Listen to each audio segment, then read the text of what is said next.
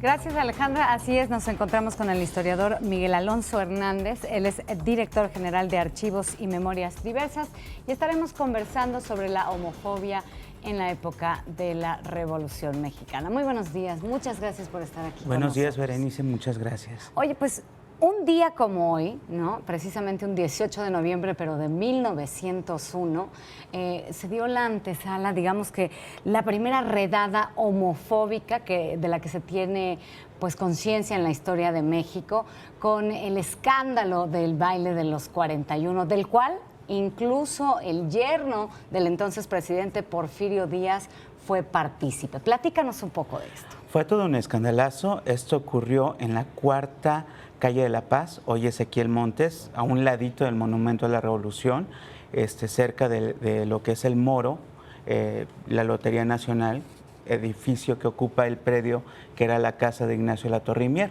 Bueno, pues sucede que estaban invitadas 42 personas, la mitad transvestidas de mujeres, la mitad de etiqueta vestidos de hombres, y de repente hubo una redada policíaca. De esos 42, 41 fueron consignados y cuenta la crónica que se le lleva el reporte de los 42 a don Porfirio Díaz, y don Porfirio Díaz dice que ahí no hay 42, ahí solamente hay 41. A tapar el sol con un dedo. A tapar al yerno, pero la gran mayoría de la gente cree, y sobre todo los historiadores creemos, que don Porfirio Díaz ya le quería dar el escarmiento al yerno, porque, bueno, pues casado con Amadita Díaz, él era la primera fortuna de México, sí, y la trataba muy mal. Y aparte, don Porfirio Díaz le mandaba a la policía secreta cuando viajaba a Francia y se daba cuenta de todo lo que hacía el yerno. Entonces, como el yerno era considerado como alguien de costumbres heterodoxas, lo que hicieron fue preparar el tinglado para caerles en esa redada, donde no nada más estuvo Ignacio Latorre y Mier, estuvo gente igual de la nobleza porfiriana, sí, como Alejandro Redo de la Vega, que después fue gobernador de Sinaloa, como Antonio Adalid Pradel, de esta casta de pulqueros, de los Torres Adalid, y que era capitán de los juegos de cricket contra los que peleaba en muchos juegos Ignacio de la Torre. Entonces gente importante de la época que jugaba una doble moral, digamos. Una doble moral y una doble vida. Mira, los bailes transvestis eran, digamos, normales en tiempos de carnaval. Sí. Sí.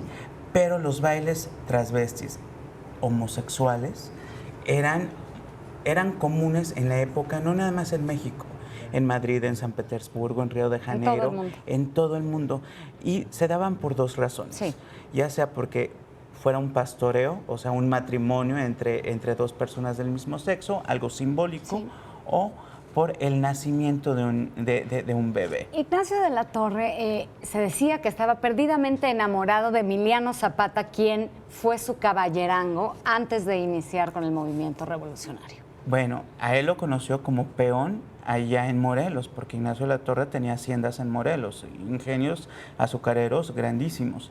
Y en alguna ocasión Zapata ya empezaba a hacer grilla allá en Morelos, a tratar de levantar a la gente, y lo agarran para la bola.